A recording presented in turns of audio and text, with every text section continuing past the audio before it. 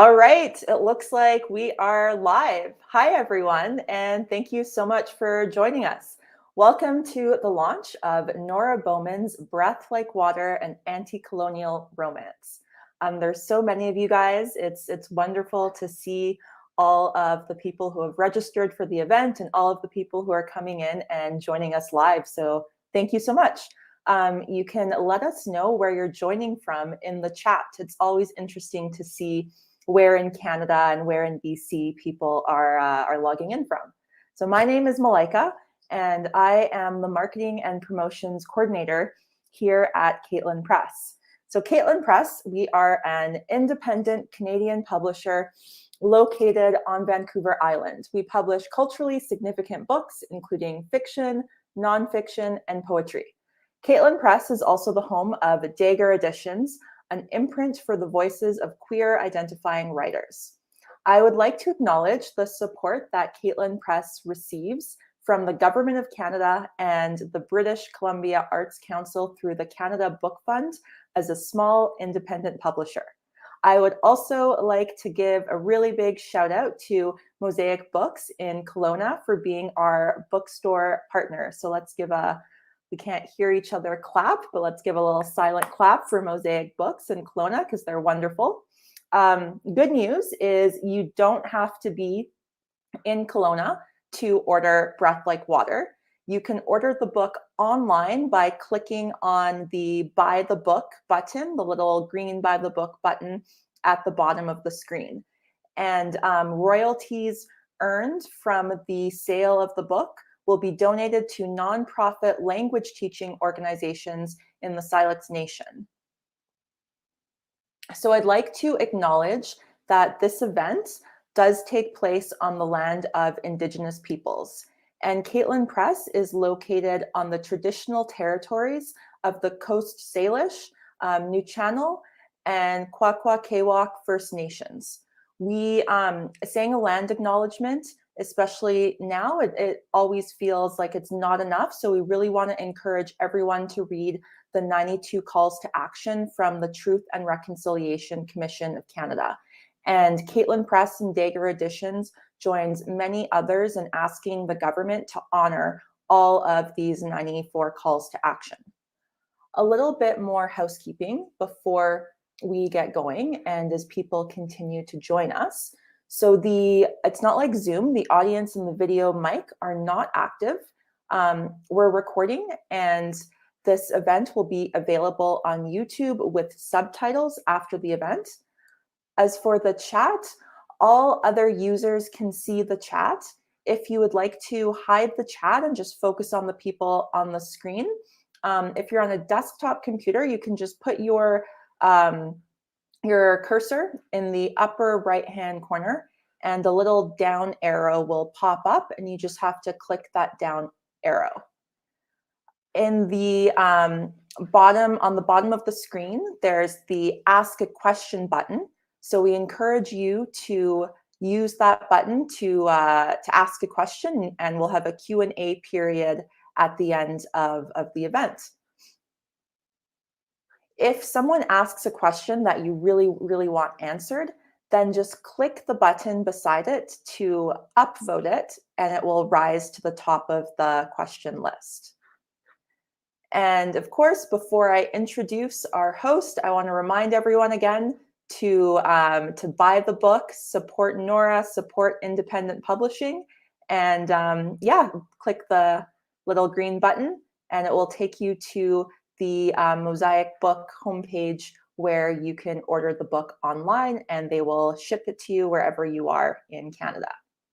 So now that the housekeeping is done, I'm very pleased to introduce tonight's wonderful host, Jake Kennedy. So according to his 6-year-old neighbor, Jake Kennedy is, I quote, a total bald guy.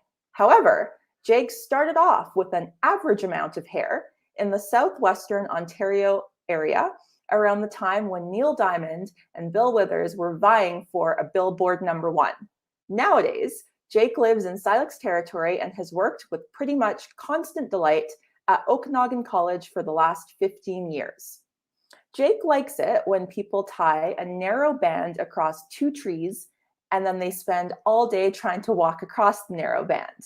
He also likes it when Prince finishes his solo and chucks his guitar in the air and the guitar doesn't come down.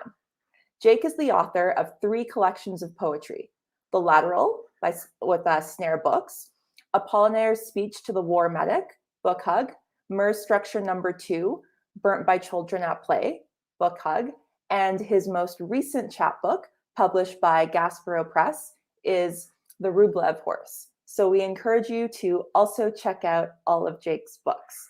So I will bring Jake onto the screen and we can all clap from our own homes, and he can imagine that there's a big round of applause.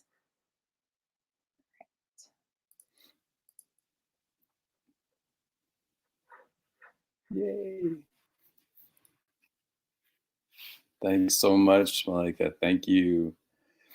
Welcome, everyone. It's a party, celebration, launching Norah Bowman's totally amazing book. And, and I'm absolutely thrilled and honored to host it and help guide it a little bit with questions. And maybe just before we do the cool stuff with Norah, I just thought I would add just a little bit to Malika's acknowledgement. And both Norah and I are in Syilx territory, as Malika mentioned. And yeah, it's a really beautiful area if you haven't been here before. And yeah, it's a land where some of you may know Jeanette Armstrong, the poet Jeanette Armstrong, is from. And she's a real guiding force for many of us. And she's a knowledge keeper here, and novelist and poet, and a doctor of letters up at the university. But she has this phrase where she says creative acts are continuance links. And I think that's kind of what we're doing tonight, even though it's a bit, we have to deal with the digital world now, but I think we're still connected. So that's really lovely. And she also has this beautiful thing that she talks about in terms of the land speaking, and that the land is constantly communicating. And I think all of us have tried to learn from that. And I think I would say that Norah's book is very, very much listening to the land, and it really honors that teaching from this Syilx Okanagan knowledge keeper. So yeah, it's a total honor to be a newcomer on this land, and I just wanted to welcome everyone tonight. So anyway, thanks so much for tuning in.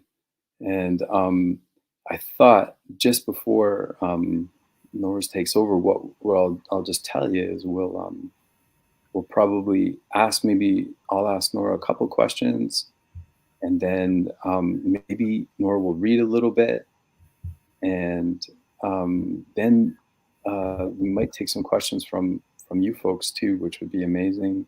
And then maybe Norah's might read a little bit more as well. So maybe I'll start though with a question. Good evening, Norah. Yeah. Hello. Norah, your book is so beautiful and powerful, and I just know that there are a lot of poets out there too, and I just wondered if we could just start. If you can remember when the first kind of idea that you might build a book, thinking about Okanagan Mountain, or thinking about even an anti-colonial romance came to you. Can you remember a moment or talk about how you thought about it in the first instance? Thanks, Jake. That's a very nice question. I started hiking pretty regularly on Okanagan Mountain a couple years ago, maybe 4 years ago, and I wanted to learn more about the place because it's this beautiful mountain that's so close to the city. And there's a lot of history written about Kelowna and a lot of sort of like historical things around Kelowna that you can understand, like even understanding the history of colonialism, but there wasn't very much about the mountain. So I thought, I just got curious, and then I thought maybe I'll write a natural history, right? Like a study of all of the plants and animals and the kind of geological history of the mountain. So I thought I was going to write that, and I started doing research about the mountain to try to find anything written about it, like biogeoclimatic stuff and also historic stuff. And then I just remembered that I'm not a scientist. It was really terrible because I tried to write like a really accurate description, and I just was not able to do that. And I also felt that I needed a way of writing that could more kind of move across time, like across the past centuries, and situate the mountain as like more connected across time and space to a lot of other organisms. And poetry just felt like a much better genre for creating that like narrative of connection. Oh, amazing. That's totally amazing. There's one of the amazing other things that you do in there on that level of connection is you treat Okanagan Mountain as well as lichen and bears as people, as beings.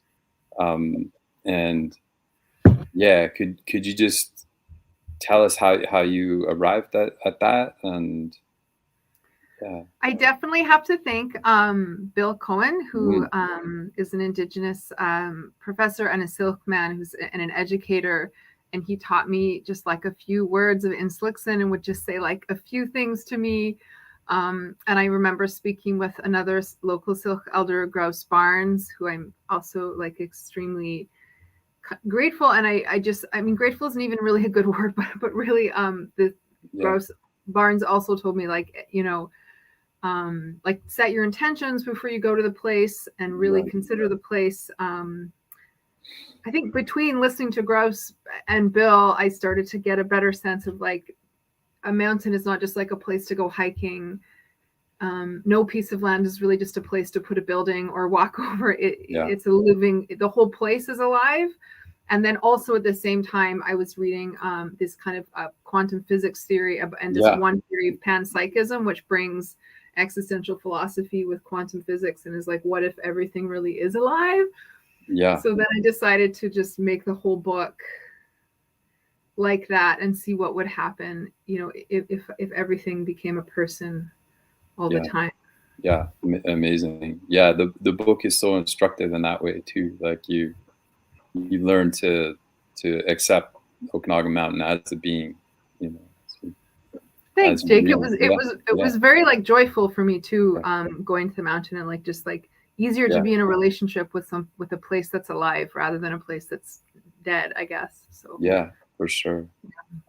Norris, did you want to start off right away with a piece? And sure, you can take full screen. Some people don't have the book, but I'm going to read this poem called An Anti-Colonial Romance. So it is the third poem. It's the epistolary poem. And there's a part of it that I wrote kind of imagining like a chorus in the background. This part here where there's writing and then it says land back all along the side. So I'm going to try and kind of, I don't know how that's going to come across in the reading, but I'll do my best.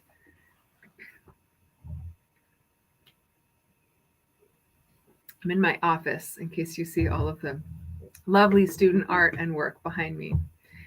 An Anti-Colonial Romance. Okanagan Mountain's animal people and insect people burrow resistance through fire and flood. Mountain reads the intent of every footstep on the soil, and like a thawing river, cannot help but breathe a welcome to all warm life. Oblivious to mountain's righteous welcome, the poisonous invader's feet walked on and walked off mountain.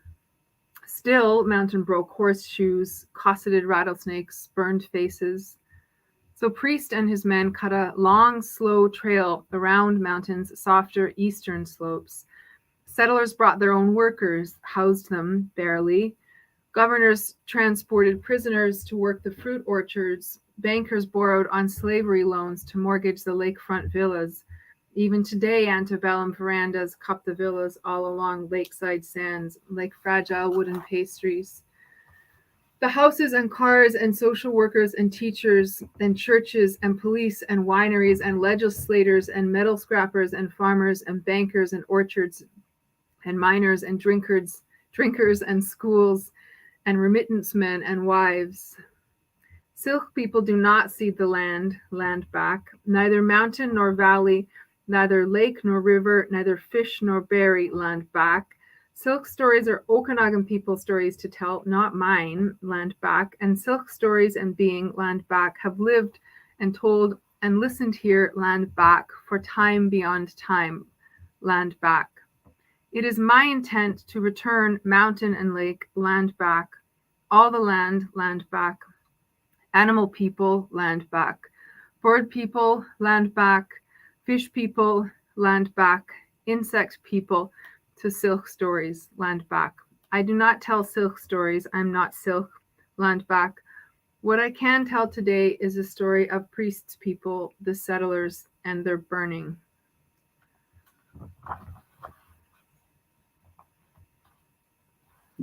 I had the first time I read that piece too, I wondered, is it multivocal? How do you? Yeah, it's so amazing to hear you read it.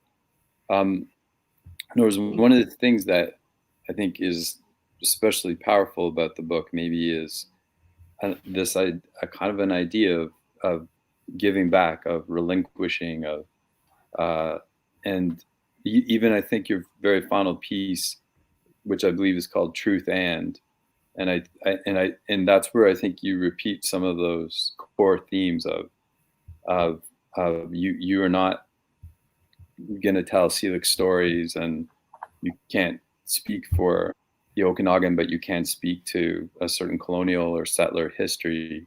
And I find that really powerful. And I just wonder if you could speak more about how the book, maybe in its anti-colonialness, is also trying to be respectful in terms of appropriation and continuance links that are responsible, in the sense of how Jeanette Armstrong was talking about them. So yeah, something about elaborating on that notion of land back. And yeah. Sure, thanks, Jake. Yeah. That's an amazing poem. I think like I really love being out on the land, right? And I grew up in Secwepemcúlecw, which is Secwepemc territory outside of 100 Mile House, and the land there also I felt very, very close to, and the water. And when I think of myself, I think of that land and water. And I think for a lot of settler people, we have this what we believe is a very close attachment to the land, and I think it is a sincere attachment to the land. And then how to kind of make that comfortable with also understanding that this is absolutely unceded, stolen land in an active process of violent colonialism. And I didn't even think that that's what this book was going to be about. I thought I was just going to write about how much I love this mountain. But when I learned more about the history of colonialism, I felt that I had to figure out a way to be comfortable with my love and attachment for this mountain, and not be now it's mine. Now I own it, and put a sign there and make it a park or name it after me or something. How do you love a place? And I would say in my when I've had opportunities to learn from Indigenous elders and teachers, there's absolutely an encouragement for everybody to care for the lands and waters, right? Yeah. That for sure. Yeah. But it's super tricky. And in the end poem, I did kind of it's kind of me as a narrator, but I did change it. I tried to make her a little annoying and gratuitous and whingy and whiny about not being able to own the mountain and make it her mountain, right? This feeling of like the leaving, you know, do settler Kona people, do we feel sad that we don't get to own the land if we actually give land back? Like, are we sad about that? That's a very, like, you don't want to look at that feeling, right? Yeah, Are we so for sure. attached to the idea of ownership? So I wanted to kind of, I mean, Yeah. I didn't want to, I just ended up having to write about that. So Yeah, beautiful.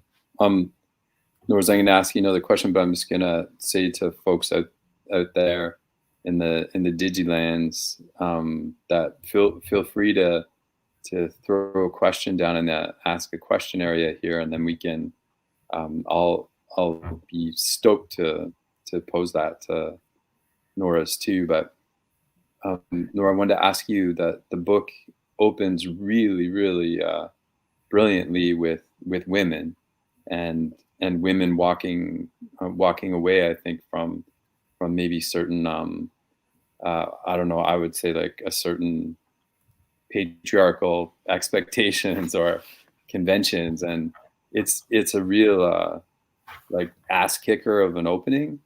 And I don't know how you would, if you are into reading that opening, but I just wondered if not, maybe we could still just talk about it, because I think it's a righteous opening. So that's yeah, very nice of you to say. Thanks. I can read that. Yeah, and I don't let's wanna, do that. yeah, I think that the gender stuff is like, I don't know. It's very weird.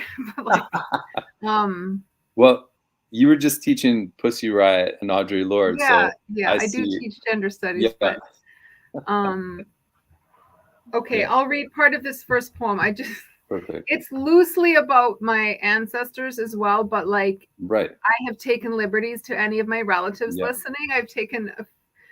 I've kind of merged a few relatives into one, is what I would say. Okay, another way, this is the first poem, another way to say I love mountain. Yeah. Women lacing their boots and walking, weary and spiteful, away from children and men. Women who leave a note, gone for a walk. Women who leave the doors unlocked, dishes dirty, men unsoothed. Women who wake before dawn. Look, mountain does not need me. Mountain needs pine cone bursting fires, seed spreading floods, nut cracking birds, larva scraping bears, fish feeding flies, wool warming snows, stone breaking mudslides. Look, my grandmother walked mountain too. As she walked, she would tear a twig from a pine branch, swing that twig like a laser, poke and complain. My grandmother and I walked Okanagan Mountain together, she following trails, scrabbling in the soft earth with her long branch, me looping behind, ahead, around, off the trail, on the trail, so young and unbitter, imagining cities. My grandmother had an eye for the lichen and moss growing on the forest floor and would sometimes fall to her knees, look close to a decaying fallen tree. I wish I'd listened when she told me about pixie cup lichen, freckle pelt lichen, steppe moss. She didn't pick them, but would kneel there, telling me the qualities of each small forest at our feet. I had no patience for the scale of lichen and moss.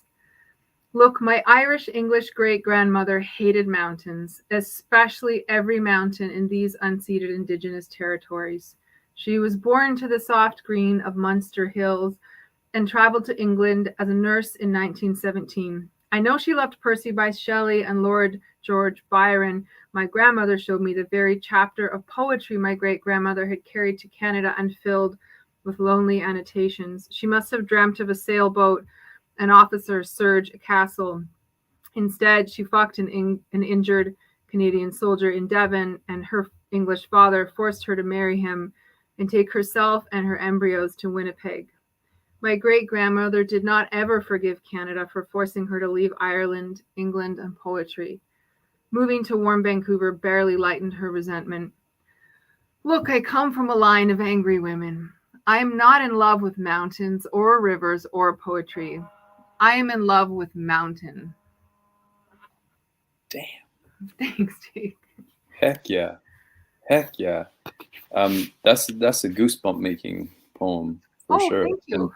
And Rose, I'm gonna ask you a question here in a sec from some of the folks out in the audience there, but do you feel in that poem that you're kind of getting some power from favorite poets? Like, is there a special charge in there, or is that Pussy Riot charge? Is that Audre Lorde?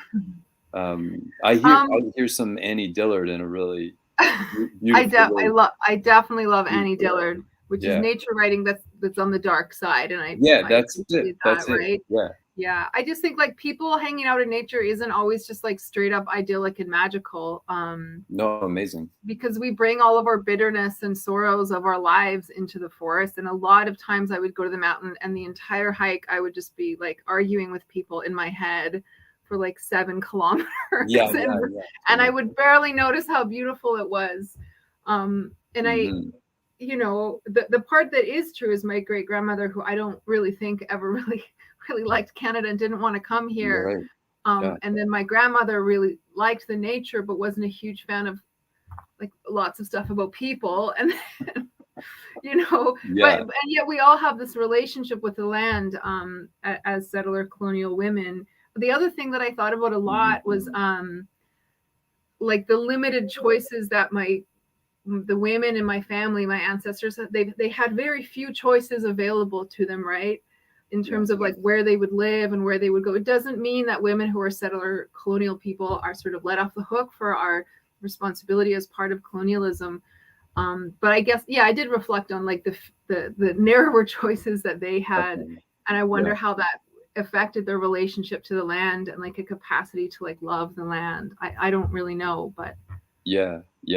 I think Nora's maybe the really powerful thing for me too, is there's maybe all that work you're doing with history and family history, but also just Okanagan history. It just is so powerfully filtered through the personal too. It just explodes the lyric in this rad way. So, Nora, I'm going to ask you a couple of questions here from the audience. Yeah. And Jackie is just asking, and it's this is interesting because children do show up in the book several times, but Jackie's asking, do children have a place in your poems in this volume, or do you see children engaging with these topics? And I think the topics are pretty complex in the book. So, but yeah, what do you think about the place of children in that's super interesting. I mean, one thing that I've been like thinking on a lot is our relationship with our ancestors, and then like the generations to come, and how like our relationship with the land in a colonial state is absolutely always about our ancestors, and then the relation, you know, the generations to come. So like kind of in like that sense, I think children are important. And there are a few times when children come up, and I remember writing being like, this doesn't seem very poetic. Like I remember thinking I should take this out. This like kid, you're trying to hike, and your kid calls you, and they're like, I have a headache. What should I have for a snack or something, right? Right. That's right. I was like, well, I guess it's kind of feminist poetry, and that's definitely, you know, that, and my great grandmother had twins actually, when she got to Winnipeg, and I mean, I think I'll think about that more, Jackie. Thanks for the question. I haven't shown this book too much to children, like I guess partly because it's got swearing and sex in it, like lots of F-bombs throughout, so I'm not sure. There's some swears in there. There are some swears, but you can read the poems without the swears. That's wonderful, Nora's. Okay, Emma has this great question too. So Emma's asking, Nora's, what does poetry help you access that is different from the ideas and craft you explore in your teaching and other publishing? And we were kind of talking about that earlier tonight. So I'm stoked to hear what you think about that. Maybe like the way in which I feel like there's like a rhythm to life, right? Kind of like music. And once I started to really feel the mountain as a completely alive space, it just felt like I needed something more relational and musical, and poetry.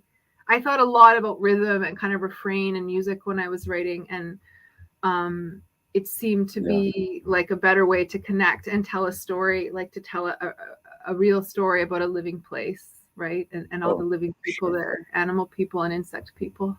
Yeah. Could you say more too about joy? Because I think Sasha and I have been on Okanagan Mountain with you once, and it, first of all, it was impossible to keep up with you, even though you weren't even breathing hard. But there's something, this project just seems also about joy too. It's fierce because it's also joyous for you. I don't know, but maybe that's what I see. So yeah, I mean, there's a ton of kind of darkness in it too, and the cover by wonderful local artist Natasha Harvey. It's an image from her lithograph of actual local ponderosa pines. It's got kind of a fair bit of like darkness and stuff, but I mean, if you consider that like everything is alive, including like the soil, like there's nothing that's not alive, even like a branch and an insect. And even if I did come across like a part of a dead animal, sometimes it was already alive, like it was already full of other little living things. I just think it's a pretty great way to contextualize my worries about like my cell phone or my emails or whatever. Yeah. Or even things that are really serious, like the traumas and sufferings of life. I just felt like in the context of this mountain that's just going to keep on living. There's a lot of joy.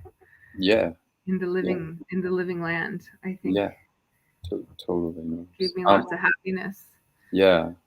Okay, I'm going to ask you another one from the audience here, and I think this might be more like a comment that you can respond to. This could be Malika, I'm not sure, but I loved how you described a relationship with Okanagan Mountain unfolding alongside a romantic relationship. And could you tell us more about your process in describing both those relationships? I mean, the real answer is like not very romantic. Sorry to my partner who's listening, but like I just happened to be writing that book at that time. And every time I went to the mount, every time I went hiking, I would come back and write something about every single walk and hike that I went on. Yeah. And every time I thought about Okanagan Mountain, I would write it down. And sometimes I wondered if my romantic partners were like, I actually really needed to meet somebody who wouldn't be jealous of how interested I was in the mountain and all of that, and all of the energy I wanted to put into writing. So maybe it became a good like relationship litmus test. Yeah. To have a very good ego to not feel threatened by somebody who's in love with an entire mountain, right? That's cool of life. So. That's brilliant. Yeah, maybe that's the sort of contract you make with an artist. So. Yeah, you have to let people like follow that, I think. So. Yeah. Norah, I'm going to ask you another one from the audience, but just how was just the process of making the book? Just because I know there's a bunch of writers out there too. How did you draft it, and how long did it take, and when did you write? I'm always interested in that. It's just super fun. I don't really know what to say, but I did finish it because I got really sick and I couldn't walk. Actually, couldn't go hiking at all for a few months because I got really sick last year. Right. And I was like, well, I'll double check all my research about the mountain, and that was a good chance to edit. Yeah.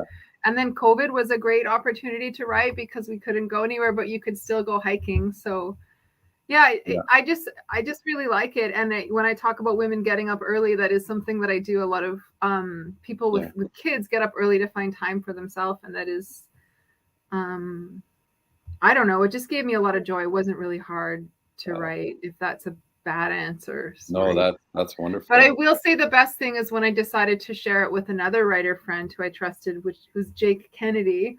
And then he gave me some feedback. And I had already decided I wanted to submit to Caitlin Press when I thought it was going to be a natural history. And then I had to email him and be like, I didn't really write a natural history, but are you still interested? Yeah. Wonderful. Yeah. Wonderful. I think Bronwyn has a comment or question here, and Bronwyn just says, that I've never hiked Okanagan Mountain, but after reading your book, I closed the cover and felt like I had, in a very real, very living sense, just read a guidebook.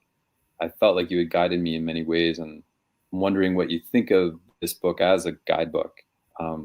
After I went and looked up the trails on all trails.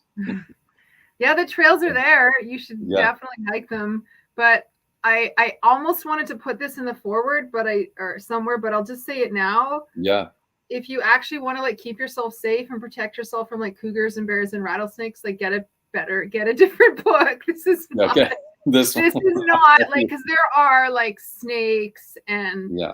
it's super hot. Like I got heat stroke at least once and almost stepped on a rattlesnake 2 times, and have seen lots of bears. So yeah, don't really use this as a guide. Just maybe like an artistic guide. But yeah, totally, Norris.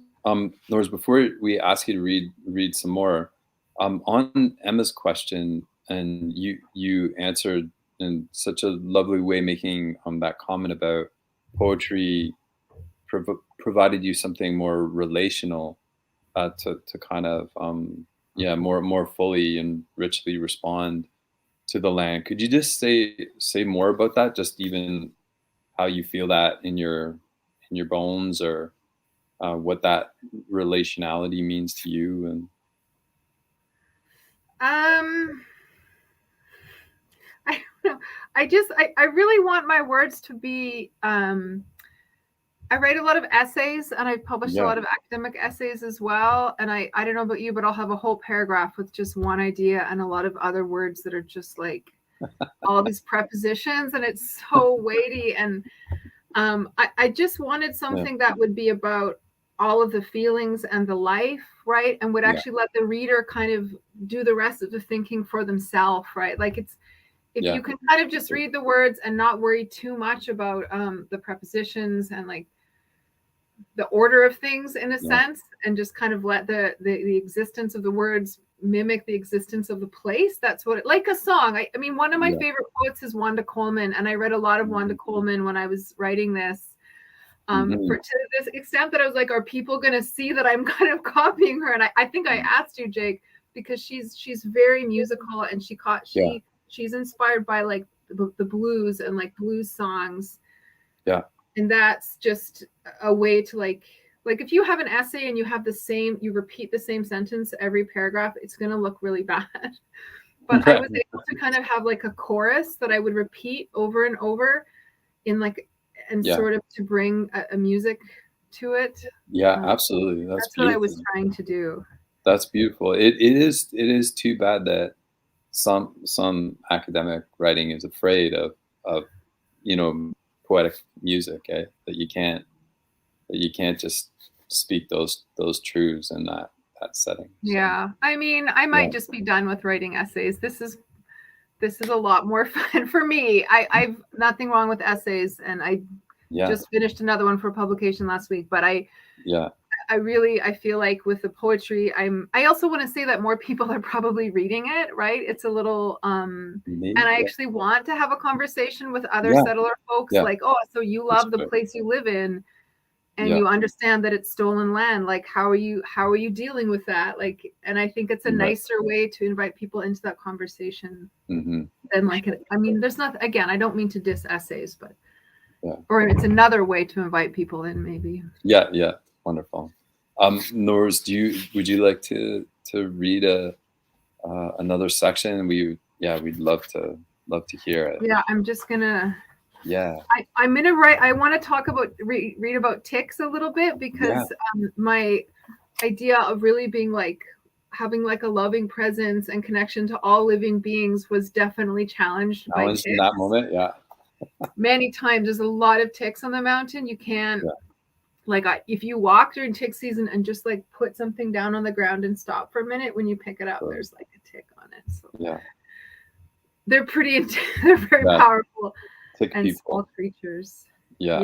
So I'm gonna read this one called By and Leaps, which I was really like, it's about ticks. So if anybody's really triggered by a poem about ticks, you could not listen. I actually know some of you have had some rough tick experiences, some of the listeners. So By and leaps. Tick person clings to a blade of grass, swaying with blood-hungry vertigo until a proper Oxculian mammal brushes by, and Tick leaps. Leap. What is leap? Leap like a fly with oval body flattened, as a kite with legs peeled, back like rocket wings, unto the heady fog of carbon dioxide and ammonia, until mammal heat opens a window, and Tick tenders her body forward in starving flight and brushes by. Tick leaps. Oh, she comes to hold hirsute body with ever-clenching tiny claws and climb. Tick climbs. She climbs towards the hot sun of carbon dioxide emissions, towards the hottest orbit on the walking blood, towards the thickest, warmest, red, richest place, and finally brushes by. Tick leaps and can release salivating mouth onto such thin brain skin. Tick is gentle, her mouth releases the tenderest analgesic as her body burrows headfirst into mammal blood. The engorgement of tongue wet desire yields completion. Tick brushes by and leaps, knowing blood. She swells, she darkens, she hardens, and falls from mammal. Stumbles for soil and for egg laying, oviparian release, oviparous child production, conception.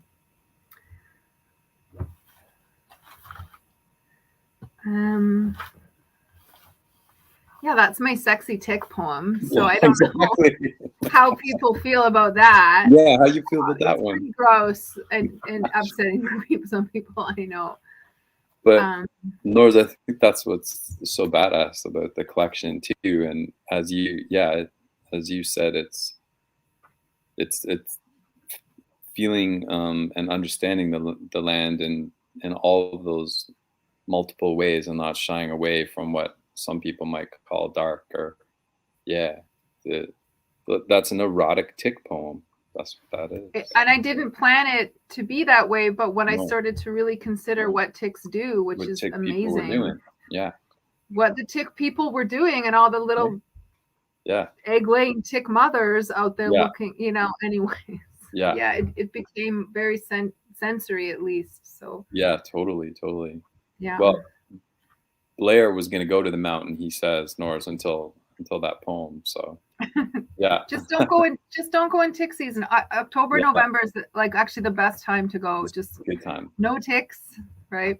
And you won't get heat stroke. So Norris, we just have maybe a few more minutes left, and I'm gonna ask you this question from Phil here. Great question about poetry, and then maybe I'll just say to folks, if you wanted to ask one or two more questions, I'm sure Norris would agree to field those. So Norris, Phil is saying the book is alive, very much like the mountain.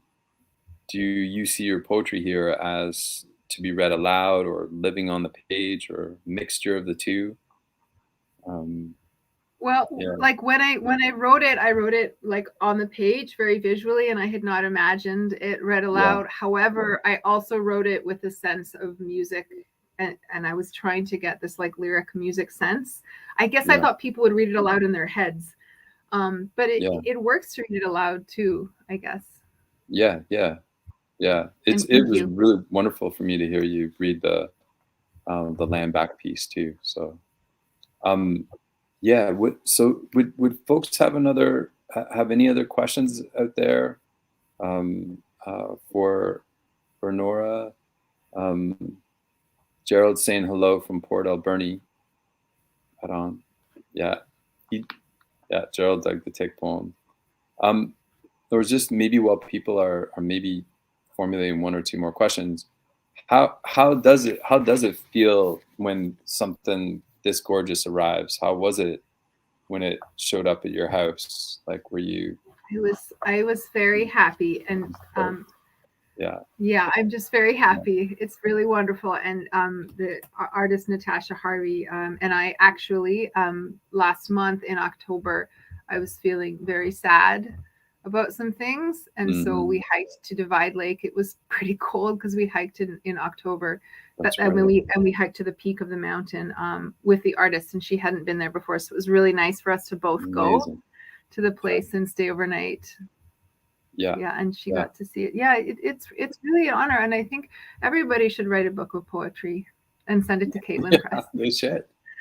You should just do it. I mean, what's the worst that can happen, right? You rewrite it and edit it a few times, and that's really a very joyful process. Yeah. And it, everybody should do this.